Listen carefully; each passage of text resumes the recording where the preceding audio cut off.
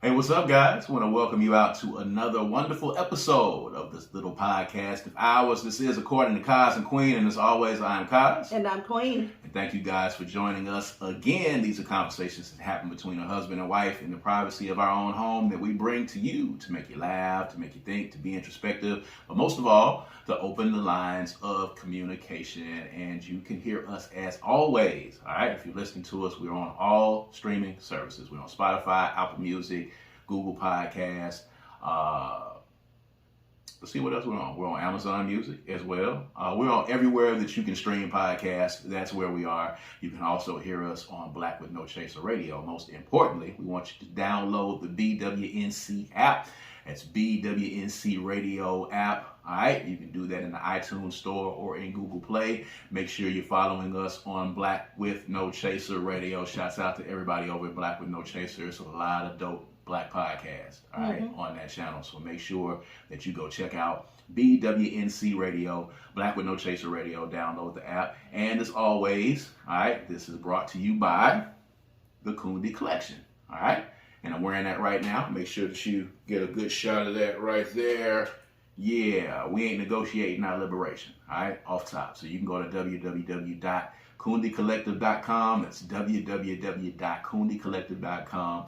Check out all of the designs. We definitely have a design for any state of mind, all right? So we're expressing our Blackness through these designs brought up by myself and thought up by my bride as well. Make sure you check us out there. And if you prefer to watch our bright, shiny faces, shouts out to everybody that's been checking us out on YouTube.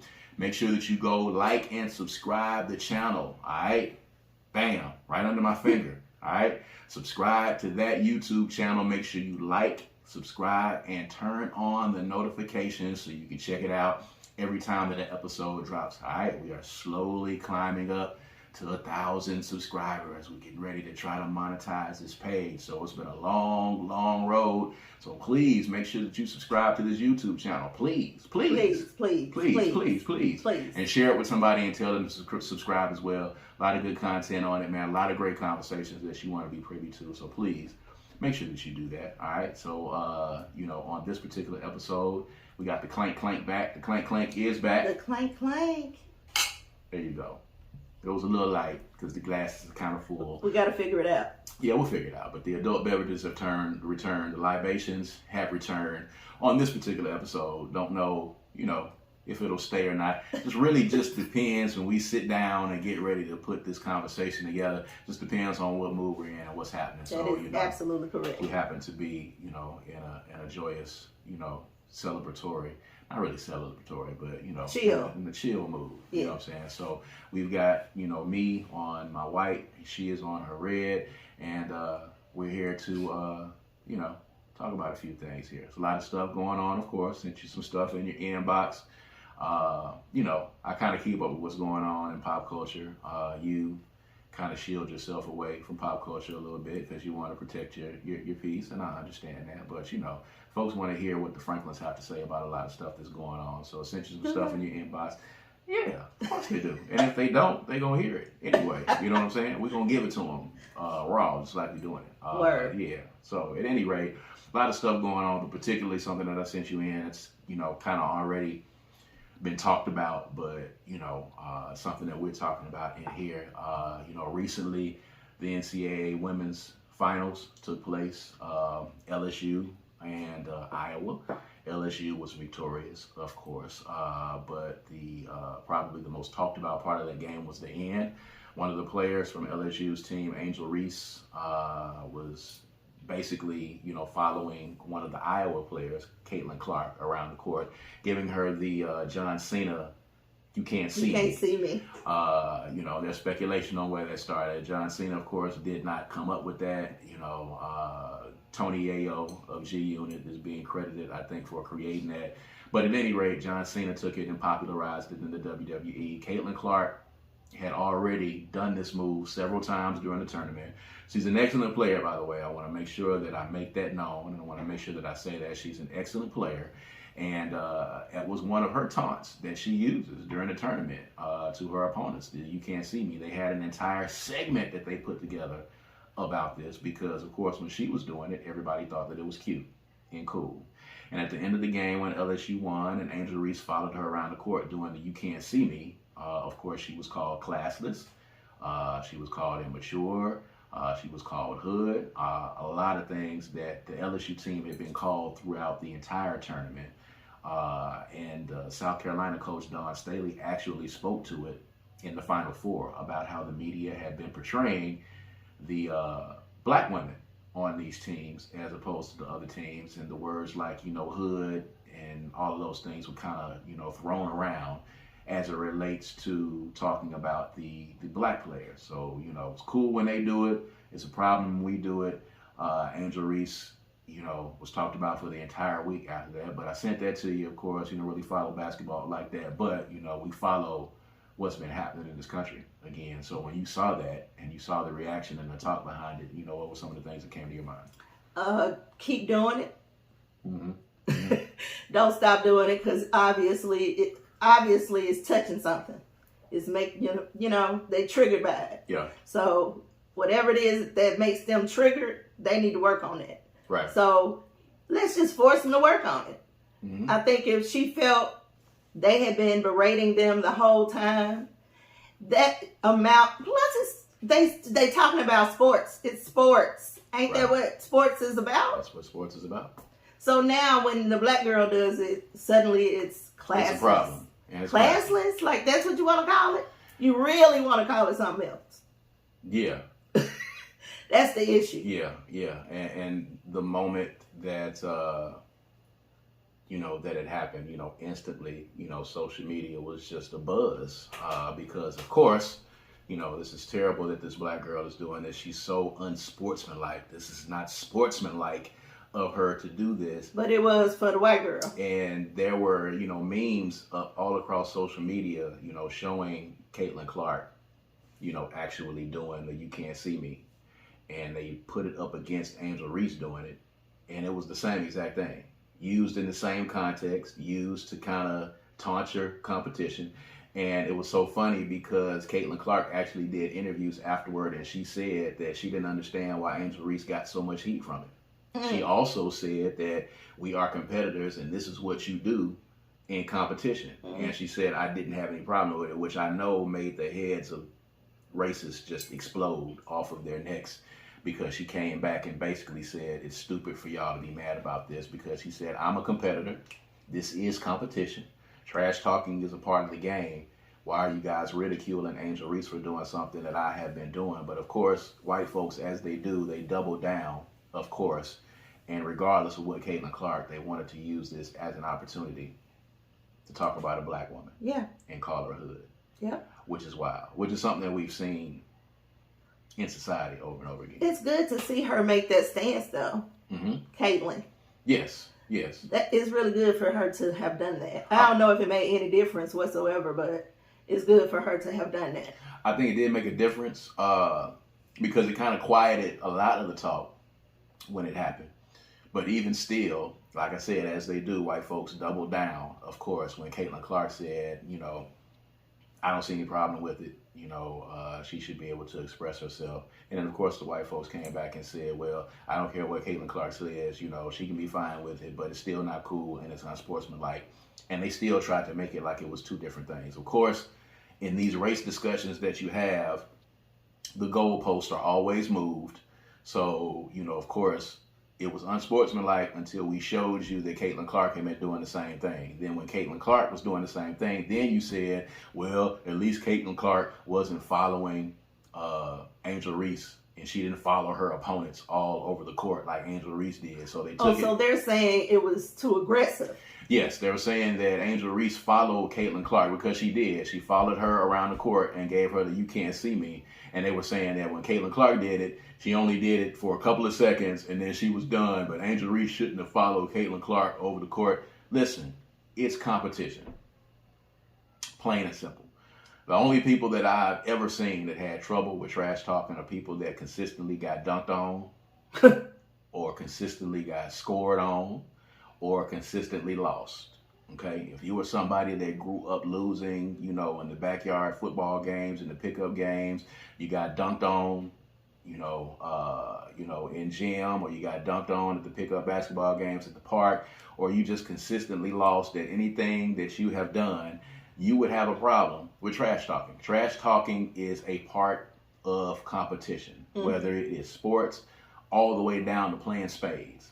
All right, trash talking is a part of competition, and if you can't take it, then you just don't participate in it.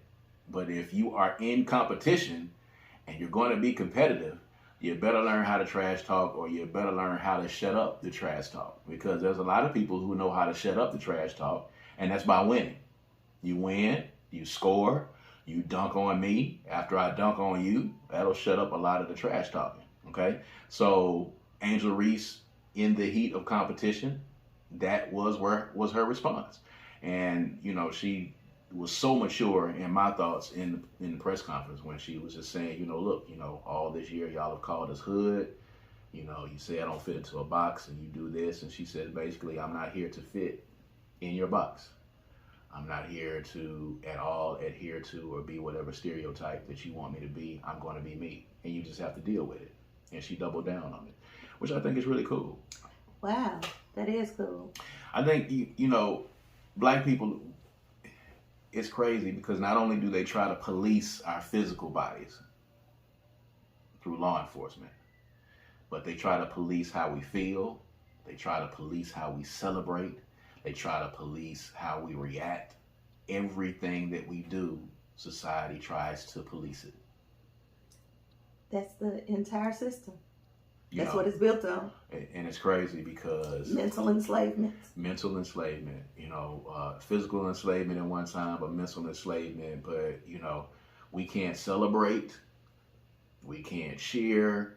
We can't have a good time. We can't I was looking at an incident that happened in Baltimore on the dock, the dock area in Baltimore. For those of you that are in the DMV area, Baltimore is known for, the docks, where people come and hang out. There were some kids that were hanging out and just chilling in a group. And the police came and parked, and a helicopter came over, and there was all kinds of law enforcement that started patrolling the area because these kids were just sitting and chilling. And basically they said they were just living life. And of course they were being policed for living life. And it's just like, we can't gather anywhere. We can't, say anything. We can't protest. We can't celebrate. We can't celebrate winning a championship in the way that this generation celebrates without being policed on how we're supposed to react. We're supposed to react a certain way. We're supposed to talk a certain way. We're supposed to conduct ourselves in a way that people think we're supposed to conduct ourselves, even in competition, which is crazy. At the end of the day, I think it's the wildest thing. The crazy part about this, the First Lady came out after this was over with and said that I want to invite LSU and Iowa to the White House. Now, for those of you that are not aware of this, only the winners are invited to the White House. You win the Super Bowl, you get invited. Not the person that loses the Super Bowl, they don't get to come. You win the NBA championship, you win the World Series, okay? You win the NCAA championship, men's or women's, you get invited to the White House. Never has there been an instance where the people who lost the game been invited to the White House. It's never happened. And First Lady Jill Biden said that, I want to invite LSU and Iowa to the White House.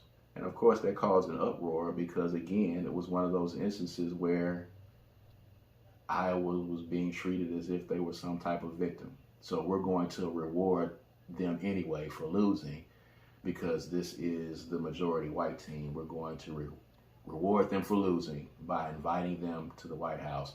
She has since rescinded that. She has rescinded her invitation and says just LSU is coming. But Angel Reese said, I don't accept her apology. And she at first said that I wasn't going to go, but they talked to her and she ended up going. But she said, I'm not going to accept her apology. She said what she meant the very first time, and I'm not going if she's going to invite Iowa. That's, of course, changed. But I really like her taking her stance. I really like her speaking her mind. But at any rate, so, I said that to you too. I just thought it was really cute. But, when you saw that, what was the first thing that came to your mind? I wasn't really surprised at Miss Jill. I wasn't surprised. It's the temperament. Somebody should have checked her though. They did. She came back and somebody wrote a response. Well, of course, a PR person wrote a response. I don't know. People are just doing the most these days, and it's almost like they dare us to have any type of feelings or emotions or anything about it. But I think she did the right thing. I'm fully in full co-signing position on how she's been handling the situation. That's good. And I think it's cool. And it's kind of been talked to death, but I kind of wanted to get your thoughts on it as a black woman, and as probably, having every aspect of your life as a black woman by society being policed. I kind of wanted to get your thoughts on that, because it's almost like they try to steal our joy whenever we have it, which is a crazy thing. So I definitely want to get your thoughts on that. Now, something else is happening. Wait, let me ask this. Go ahead. Have you ever wondered or thought about what if this was between two black players? It would have been nothing. Nothing, not even noticed. That's a very good point.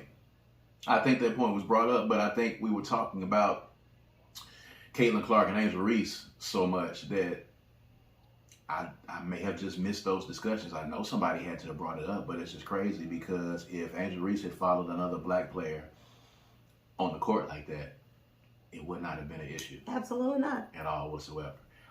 This is speaking again to white fragility and the privilege and the victimhood that, white folk will have in these instances when they're having to deal with people other than white people, when they're having to deal with minorities in any shape, form, or fashion.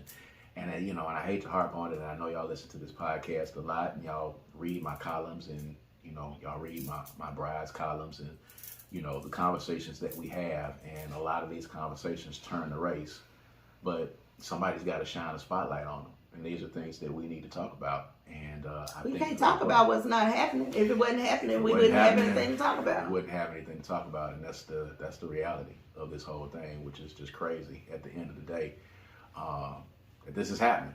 So, I mean, shouts out to Angel Reese for holding her ground. Shouts out to Flo J. She is the daughter of the rapper Camouflage from Florida, as a matter of fact. Somebody that was one of my contemporaries. I think you remember my time being in the Ozone magazine. Shouts out to Julia Beverly, but he was one of the artists that was popping around that time. He ended up getting killed. This was back in the mid 2000s. He ended up getting killed, but he had a really blossoming rap career that was happening. His daughter plays on the LSU squad. She is a champion. She was also on America's Got Talent, and she's been on another show as well. She's a pretty good rapper as well. So she has an opportunity to have two careers. When it's all over with, doing music, and she's a great basketball player, so she will probably make it to the WNBA as well. So shouts out to those women. Shouts out to the women's game getting more press than the men's game. Shout out to that as well. The NCAA women's tournament looks like it's going to be more of a draw than the men's tournament going forward, because that's where all the action and all the news is coming from. So shouts out. But speaking of women, and speaking of which, getting into what's going on also on social media, something that you sent me. Eva, what's her name? Eva Garcelle. Eva. Well, we will go with that for the purposes. It's Eva. Yeah. Let's just call her Eva. They know who Eva is. What was the show that she got famous on? America's Top Model? Yes. Okay. And then was she a contestant Atlanta. On America's Top Model? Yes. Or she was a contestant. Okay. Not the host. She was a contestant. Correct. So she got famous from being a contestant, and then she was on. She was on other stuff, but most recently She popped off and everybody was like, hey, check out. But that was her first time. She was on Kevin Hart. Yeah, I know that, but that was afterward. But she got famous by being a contestant. Yes, that is correct. I was just making sure. I wasn't repeating it. You were. I had to repeat it, but I was just making sure that was the case. Yes. So, she's filing for divorce. Eva Marcel. There you go. Delayed but not denied. There it is. She is filing for divorce from her husband, who is Sterling. What's his name? Sterling. Last name is Sterling. Okay. Yes. And she is talking about making him pay child support, if I'm correct, right? Yes. And that's not his kid. Correct. He adopted her. Yes. And he's getting a divorce. And because he adopted her, he is now going to have to pay child support. Legally. Mm-hmm. Which is the law. Mm-hmm. Legally, it's the law. It is. And people are like, hey, here you go again. Of course, the Hoteps and a lot of other people jumped out with here we go again with the man getting screwed over, having to pay the child support and blah, blah, blah. He's invested all this time in his marriage. Now he is trying to contest the divorce, or he doesn't want to get divorced. He wants to reconcile. Yeah. Okay, so he wants to reconcile. She's obviously not willing to reconcile. We don't know what's going on in the household. And he has adopted her daughter, who he is now going to have to pay child support for, and additional on top of the alimony that he's going to have to pay, or the divvying up of the assets, splitting up of the assets, or whatever it were. So, I guess you were asking me my thoughts on that. Yeah. As a man. Yeah. It's the law. It's the law of the land. It's unfortunate, but when he decided to take on the role of and be responsible and be the mature party and say, I'm going to adopt this little girl, which I think is noble, because when you marry a woman, if she has kids, those kids become your kids. We have a blended family. So that's what you do. You take on the role. You take on the financial burden. I didn't, adopt my stepson per se, but when they come under your household and you're taking care of them, they become, a part of the family. You are taking care of them. You're parenting, in a sense. And I commend him for doing that.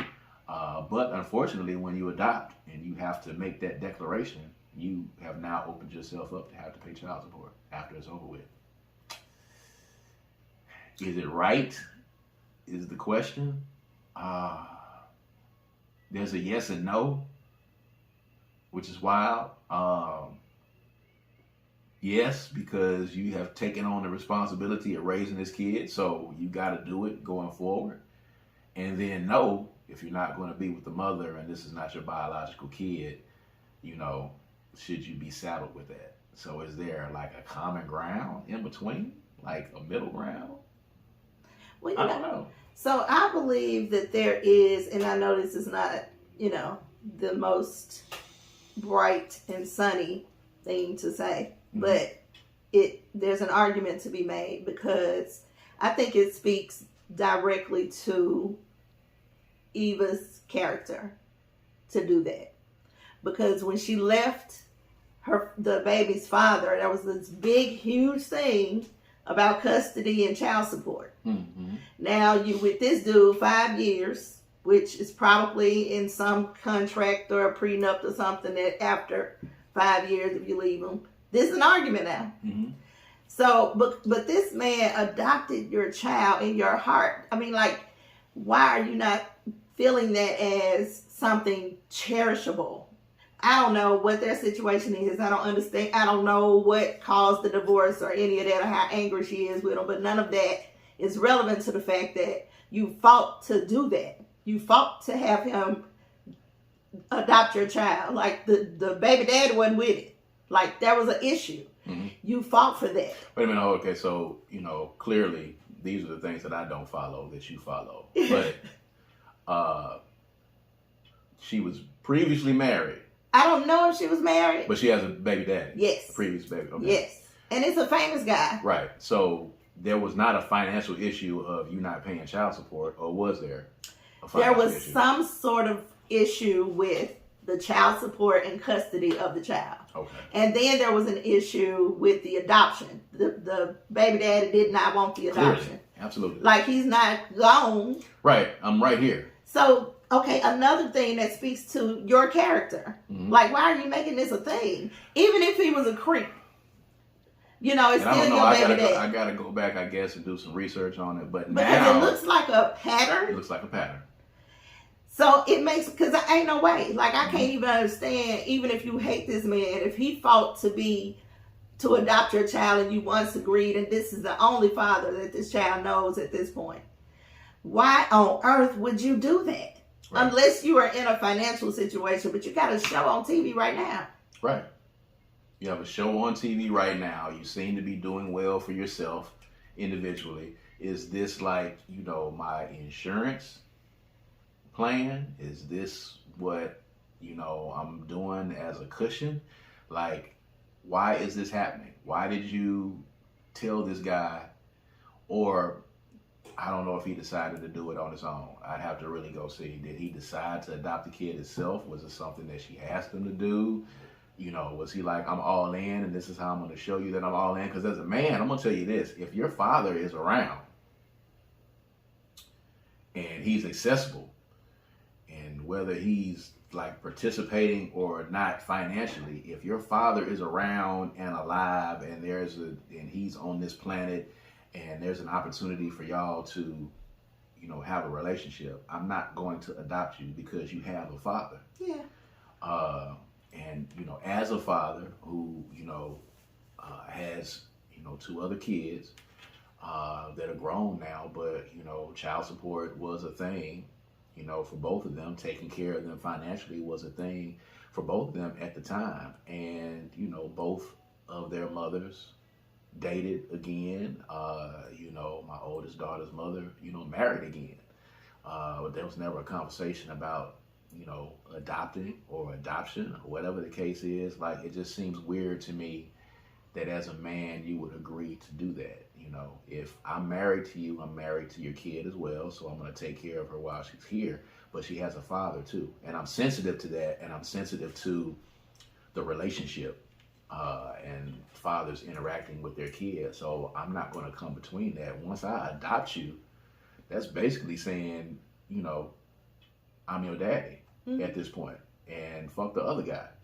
But the other guy is over here, and he's like, hey, I'm still here. Like, I'd have to go back to kind of look at the ins and outs of that. Yeah, it was a while ago. I'm kind of sketchy on the details, like, that might be helpful at this point.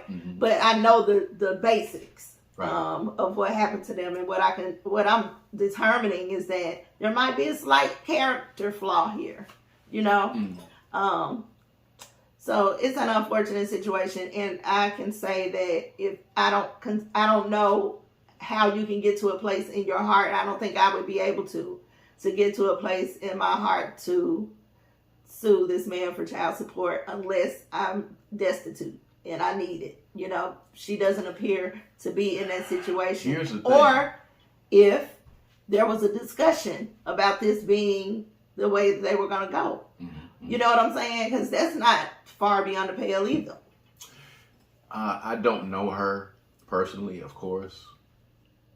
So this is just me and my speculation. But she looks like she would, be very astute at making sure that she was financially okay. She has Gang. She has established a quality of life for herself that she wants to maintain. Correct. And in establishing that quality of life that she wants to maintain, you have to have a backup plan, because acting and modeling, even if she's still doing that, they're not guaranteed checks coming in. She's not in the realm of making $20 million a picture like The Rock or Angela Bassett or, any of those folks. She is, acting job to acting job. So if that's the case, I don't know what the bank account looks like or whatever else she has going on, but we know of actors. Sherry Shepherd talked about this a long time ago. She talked about she had been on TV and she was working a receptionist job. What? Yeah, that's true. While she was on TV. And I'm not trying to count the folks' pockets. Yeah. I'm just basically saying that, putting out there all these different scenarios, we have no idea what the actual factuals are. This is just us discussing it. Right. And I think we're also trying to tell you that, you see people on TV and you hear them on the radio all the time and they're not making money. So, we're not trying just because you see her. Right. So we're not trying to count pockets. So we're not trying to say that she should have enough money to do this or she should be able to do that. What we're saying is that it is very much a possibility that, financially she may not be as good as people think that she would be because she has a TV show. Correct. That she's on. And she may indeed be trying to secure her financial future and her daughter's financial future by having that support in the event that the acting gigs are not coming in. I don't know. Who knows? Who knows about that? But what I do know is somebody was saying, this man has invested all of this time and all of this money into this marriage and he wants to be married and she's about to divorce him and move on to the next person. And I think they brought up either Tia or Tamara, whichever one got a divorce. Was it Tia? Mm-hmm. They brought her up and they're saying, the women decide that, they want to go out and sow their oats and, whenever they decide, they'll just up one day and then they'll just leave. And then, they'll be asking for money and this, that, and the other thing. Somebody did that to him. Whoever wrote that. Yeah, must have been. Sounds like a journal entry.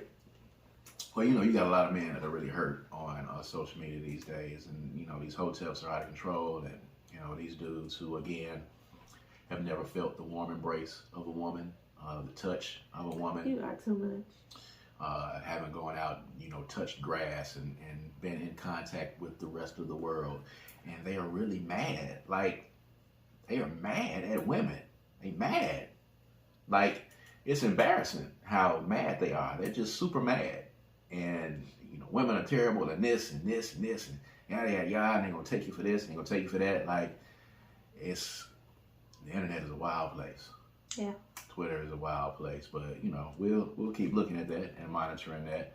I'd like to know how that ends because it's crazy that that little girl has a daddy that's sitting somewhere like, hey, I'm still here. I'm still around. But I'm going to do some research because maybe there's something that we didn't get. It was a very volatile situation. It wasn't domestic violence or anything. I don't know if it was domestic violence. If it was, there could be reason to believe. I don't know if it ever came out. I'd have to look that up too. But it was not a good situation. Like there was drama the whole period. Yeah. That's tough. Drama's bad. Drama is bad. Speaking of drama and bad, I sent you something in the inbox about work hurt. Yeah. And I want to talk about that because we've had some very lengthy conversations about that. We have had our trials and tribulations in the work world. And you got to the point a few years ago, I think it was 2015, if I remember correctly. I remember the conversation where you said to me, I can't do it anymore. I can't go back. And I won't say that you were crying, but you were emotional. I think maybe your eyes had welled up a little bit. It got to the point where you was like, I just can't do it anymore because of what had happened and your experiences there. And I had similar situations myself shortly after that, as a matter of fact, because I believe I told you just quit. And then a few months later, when I was at that job, the one where I had to go get the heart monitor, the one where I got duped into taking the job. We won't talk about what that was. But a few months later, I actually was in the same situation. So, and it was crazy. And I think that kind of initiated our entrepreneurial journey. But that being said, and knowing the point that you were there, and I don't know if you watched the full video, but Work hurt is really a thing. And then there are people who are still in their jobs who are experiencing work hurt who influence other people when they come into the building as well. But talk about your experience, and then we'll kind of just go from there. But work hurt is a thing that you don't hear a lot about, but you hear about church hurt, but you hear about work hurt. It's a real thing. It's a real thing. It's absolutely a real thing. And you know, when you get to the point to where you can recognize, like for me, I recognized that I couldn't do it long before I was able to actually not do it anymore. Mm-hmm. So every day after that point, it was worse and worse and worse. Felt like you were dying a little bit every day, you know. And most of mine just came from not being seen and appreciated. And then I moved to another job. That was the most at the one job I was in for so long. And then I went to another job for the money, which is why I tell people all the time, sometimes money is not everything. Even at that point, I understood that, but the position was nothing. I just sat there, and that was great for a while. Right. But then, you know, I started feeling like this is a waste of time, and I was starting to have issues there because the work hurt that I was carrying from the previous position interrupted me being able to set an atmosphere that was welcoming and not negative. I carried that negative energy with me to the new position. And it's so common. Like everybody around has been work hurt. Everybody, unless they knew. If you've been there for a long period of time and it's atmosphere is toxic or not welcoming or the energy is low, that takes over everybody in there. It takes over everybody in there, just like the pastor and his flock. Right. It takes over everybody. And it's a hard thing to get over. That's why you should be an entrepreneur. Work for yourself. I will say this. And I think this bears saying. Everybody is not, however, prepared for or wants to be an entrepreneur. I was joking. And I understand that, but you know, some people might take that literally. I understand. Because, you know, I did not mean it literally. I did not. That was a joke. We have been on both of those journeys before, and there are ups and downs in both of those journeys. So if you want to do it, that's fine. We're not telling you not to, but you know, don't just immediately say that's going to be my alternative to me leaving this job where I'm experiencing work hurt and I want to leave, because it takes a lot. Because if you had work hurt in that office, you're going to experience another kind of hurt trying to start your business and trying to be an entrepreneur.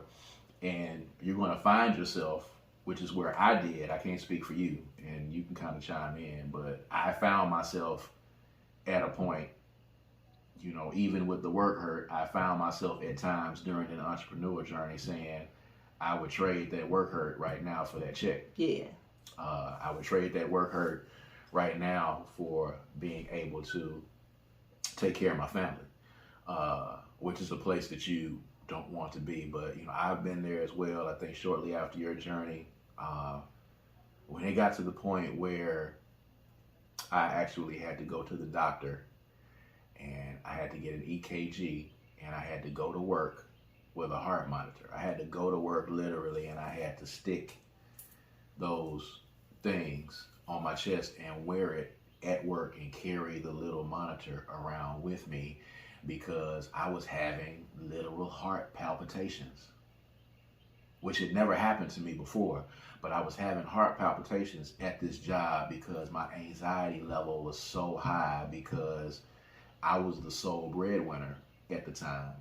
Had to go there, to pay the bills, and was miserable when I was there because of bad management. Of course, everyone experiences bad management, but you know, when the bad management is in a position where there's nothing that you can really do, when they're almost the end all be all and you've got to be there, I was carrying around this heart monitor, really having heart issues and palpitations because of what I was experiencing and the hurt I was experiencing in that job, and passing it on to other people. And it was funny because the moment that I left that job, it stopped. Wow. I went back to the doctor, took the thing back, they checked it, everything was fine. And went on about my business. But it was the craziest thing because as soon as I left that job, the anxiety left, the heart palpitations left, everything. So I was at a job that was physically causing me detriment, that was physically troubling me, and didn't really have the outlet to say, this is what I'm going to do. We had started the first Cooney compound at that time before I left. So you were there every day. And then popped up one day and I was like, well, I'm finna come join you over here in the office to make that work because, you know, she had started her entrepreneur journey and we had opened up a place and, you know, there was some place for me to kind of softly land into, but it still was not financially stable. We were still having to figure out how to pay the bills in this building every day and how to be prosperous in this building that we, you know, had opened up every day after leaving. But, you know, for you leaving in that moment, the day that you came home, I want to talk about that because I think that's important because I was envious at times of people who enjoy going to their job. You know, when I talk about my father, God rest his soul, he went to work for 40 years at a job that they had to literally tell him to go home because he was too sick to be effective. And that was the only reason that he would not show up to work. And I don't know if that was from love or was that from habit, but the people every day that go to work that love their job, that love what they do, can't wait to get there. And I always said to myself, damn, I wish I would be in that position one day. But then to be in a job where you go there and you come home with tears in your eyes and say, I just can't go back to that job again. Describe that feeling and that day. I know you remember it. Oh yeah, I remember. And I think there was another day that I called you from the truck. I talked you into staying. Yep. I was finna drive off right then. Mm-hmm. And I was breaking down, crying in my truck. And I was begging. I was like, there's got to be something else. There's got to be something else because this cannot be it. Right. This can't be it. This cannot be it. It feels horrible every day that I come in here. This is hurtful. You're talking about palpitations, everything, anxiety, depression, just walking in dysfunction, you know, every day. Mm-hmm. I remember posting about it on Facebook one time, and a young lady posted under there. Everybody else was like, oh, it's so cool. It's okay, Queen. You know, you're going to be all right. Stick in there. I'm praying for you. One person posted under there and said, why are you still there? Right. I was so offended. I had to breathe for a moment because I was struck. I couldn't answer that question. It was real. So thank you, sister. You probably know who you are. Thank you so much for that because it did give me the jolt that I needed to make a move or to at least really do some processing and stop complaining. So after that conversation, I was already open to the end, you know. But I remember coming home and falling into your arms. I couldn't even hold myself up. I couldn't even carry the weight on my knees, anything. It was too much. I was falling apart and you caught me. And I was just like, I cannot do this anymore. It was the most horrible type of pain because you feel defeated. Yeah. You feel defeated. Like I really felt like I could make this work somehow. And I did everything I could do to make it better. So when I did that, I started realizing that it wasn't anything I could do. This situation was going to be something I couldn't work within because of who I was. Right. So I couldn't make that fit, you know. But yeah, you're absolutely right. It was the end. I knew it was the end. I was hurt. I felt traumatized in a lot of ways. I carry some of the things that I taught myself to be able to survive in that situation. I still carry some of that, and I'm still working through some of that. So it's just like being in an abusive relationship. You can be traumatized by work hurt, just like church hurt. Right. It's a real thing, and a lot of people have it, and it festers in offices and in working conditions. It just festers and passes around, you know, and everybody that's in there. I don't know what the world would be like without people who don't have work hurt, because everybody got it. Everybody has it. And you definitely need to stay away from people who have it. But I think you got to take it with a grain of salt as well, because if they're there and they've got work hurt, that means that there was some type of experience that happened there that you probably need to at least know about and be privy to before you make your own assessment. There's some people who just don't like their jobs and they don't like people, and they may not be personable themselves, that may try to pass that on to you. But if there's somebody there like you, for instance, you know, being at your job, being qualified for your job, doing the job, your job and others' jobs at a high level, and never ever being considered for a raise or a promotion. And knowing and I had to leave. And coming to work every day knowing that no matter how good of a job you do at what you do, you will never ever make more money, and you'll never ever be promoted unless there's a set of extenuating circumstances. You're going to run into people like that have got that kind of work hurt, but you know, of course, you don't let that basically dictate your experience, but you have to also use that as information to know how it could possibly end up for you. Because if there's somebody that's super qualified that has not been promoted, chances are that might be your experience too. Doesn't mean that it will be, but you know, people aren't crazy these days, and they're in these positions, and people know, you know, a lot of how the inner workings of these different jobs work. But you know, for me, it was debilitating seeing you, you know, go out and do that stuff every day, and knowing, because you know the structure at that department that you were working in, knowing that from the top down, that structure was not something that was built for black people to excel in, because there were no black executives at a high level at all. Watching people come in below you and then actually eclipse you and be above you. That happens a lot. You know, not being appreciated, not being valued. You know, all of those things happen. And the point is that you do this every day of your life, except 2 days on the weekend, maybe. You do this every day of your life for 20, 30 years. You're unhappy. You're learning that your voice doesn't matter. You're not valued. At some point, you think that is not going to affect your psyche. Right. Even if you know it's just a job, it's just work. Eventually, if you hear enough of that, you start to believe that. Right. And that's the position I was in. Thank God for discernment and spirit, because I was able to lean on that to convince myself that that was not true. Mind you, I've already been through a relationship where I learned that I didn't have a voice and didn't have any power and didn't all of this. I'm already conditioned.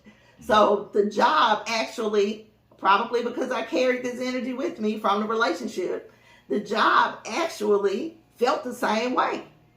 It felt the same way, the same type of trauma. Baby, this is the second week in a row I done had some therapy on this podcast. I know how to get it out you. I know how to get it out you. You are giving me a king session. I don't know what that is, but you know what it is? I know how to get it out you. Because that was just a revelation. Yeah, it was real. So I have been traumatized all my adulthood. Yes. And the job had something to do with it. It's a very important thing. Yeah. The job shaped, in a sense, you know, your movements outside of the job and what you did post the job and your thought process while you were in the job. And me watching you go through that and having to deal with it, and then going through with it, you know, because when it was happening to you, you know, I was like, okay, this is my wife. You know, she has said that she cannot do this anymore, and I would be less than a husband to make her endure this, you know, and make her go, just because I feel like this is something that we need to do. And financially, it was a burden, but to turn around some months afterward and experience the same exact thing in a different sense, it wasn't the promotion or anything like that. It was enough to make you understand fully what I had been through and what that felt like. The physically not being able and not wanting to do the job, dreading to go in there every day. The heart palpitations was probably because your heart chakra was unbalanced and just completely blocked after you were experiencing hurt after watching me having to go through that. Your heart was hurt. And I was hurt because, you know, I felt undervalued. I felt over-policed because of who I was. I felt micromanaged. I felt like Those are all the things I the felt. weight of the world was on me at that job every day, and there was no desire to see me succeed in what I was doing, at a point where I felt like really they're trying to squeeze me into the point where I leave, and it got there. That's what I felt. I probably transferred that energy over to you. You picked it up from me. And it may have, but it could have been just what the university planned, because it did present the Kundi compound to us, and entrepreneurship and working together and learning how to work together, those things. But work hurt is a real thing. If anybody out there, you know, got anything from this discussion, you know, put it in the comments. Talk to us, holler at us, man, and let us know what you think about that, because this is a real thing. Like, these are things that we experienced, and we're just sharing them with you guys. And some of you might have been out there saying, you know, I've experienced that same thing at my job. I've got work hurt. Someone has passed on work hurt to me. It's something that we don't talk about, because we talk about church hurt a whole lot. But these are things that happen to us in real time, and we share these things with you just to let you know that, hey, you're not alone and you're not by yourself, you know, in that, you know, and all the other things that we talk about too as well. But at any rate, we're going to get out of here. Another great conversation again, and another revelation again. Thanks, babe. Pull something else out of you, and I'm going to try to do it again on next week as well. Try it again. So, yeah. So, y'all make sure y'all tune in next week, man. We thank you for supporting this podcast and our conversations. It's cool. All right. So, as always, I'm Kaz. And I'm Queen. And we're going to holler at you guys next time. All right. Peace and power. Peace.